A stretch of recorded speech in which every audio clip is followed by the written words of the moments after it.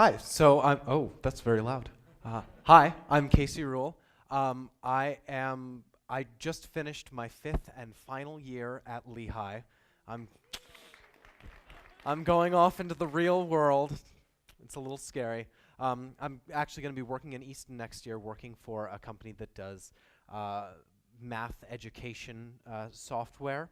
A great family-run company. The software, it's mostly intended for inner-city students to try to get them more enthusiastic about learning. Something I'm really excited about. But this year, I actually spent most of the year on music. Now, if you looked in your program, you probably saw that I am an ideas major. That usually takes some people off guard. First of all, I assure you that is a real degree. It's an acronym. It's an integrated degree in engineering, arts, and sciences.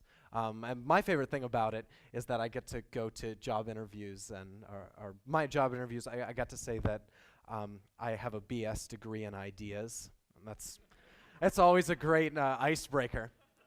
So the idea behind ideas, it's about finding the overlap between arts and science and engineering. And actually, the presentation before me illustrated a great example of where that overlap is.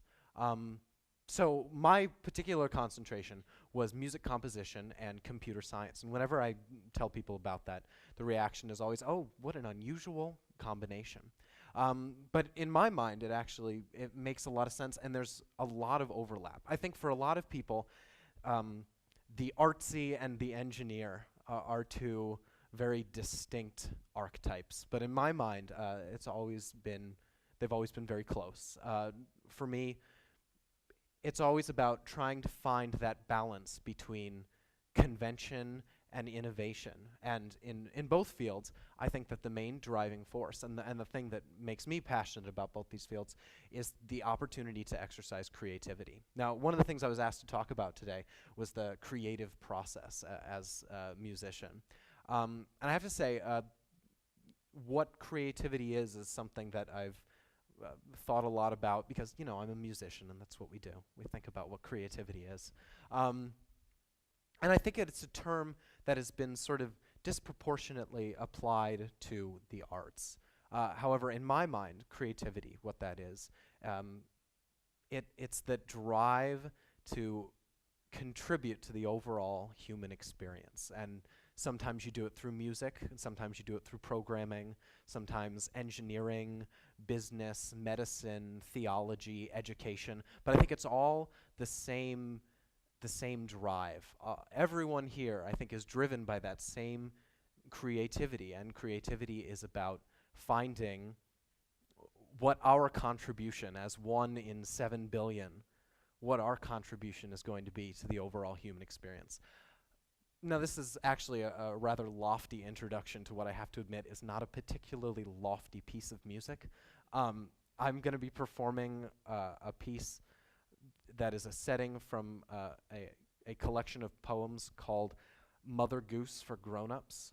I don't know about you, but around 3 o'clock, particularly after a big lunch like we had on the UC front lawn, I'm ready to fall asleep. So I wanted to make sure that I had something fun and lighthearted, albeit a little silly. So this is a text by Guy Wetmore Carroll. He was a late 19th century humorist and poet, American. And the piece that I'm going to be performing is my setting of the embarrassing episode of Little Miss Muffet. Now, full disclosure, I am not a pianist, but I couldn't find one on such short notice, so I'm going to do my best to fake it, so just bear with me.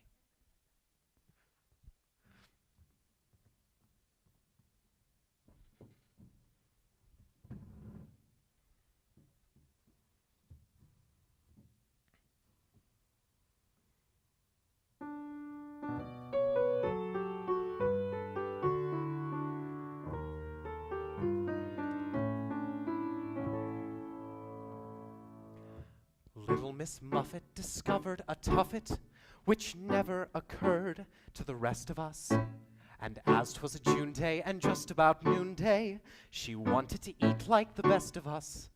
Her diet was whey, and I hasten to say it is wholesome and people grow fat on it. The spot being lonely, the lady not only discovered the tuffet but sat on it. A rivulet gabbled beside her and babbled, as rivulets often are thought to do. And dragonflies sported around and cavorted, as poets say dragonflies ought to do. When glancing aside, for a moment she spied a horrible sight that brought fear to her. A hideous spider was sitting beside her, and most unavoidably near to her. Albeit unsightly, the creature politely said, "Madam, I earnestly vow to you, I'm penitent that I did not bring my hat. I should otherwise certainly bow to you."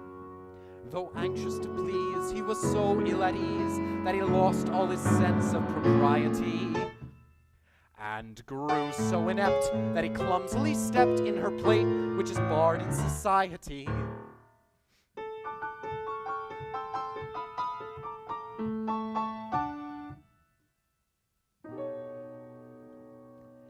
This curious error completed her terror. She shuddered, and turning much paler, not only left Tuffet, but dealt him a buffet, which doubled him up in a sailor knot. It should be explained that at this he was pained. He cried, "I have vexed you, no doubt of it. Your fist like a truncheon, you're still in my luncheon," was all that she uttered. "Get out of it." And the moral is this: be it madam or miss, to whom you have something to say, you are only absurd when you get in the curd, but you're rude when you get in the way.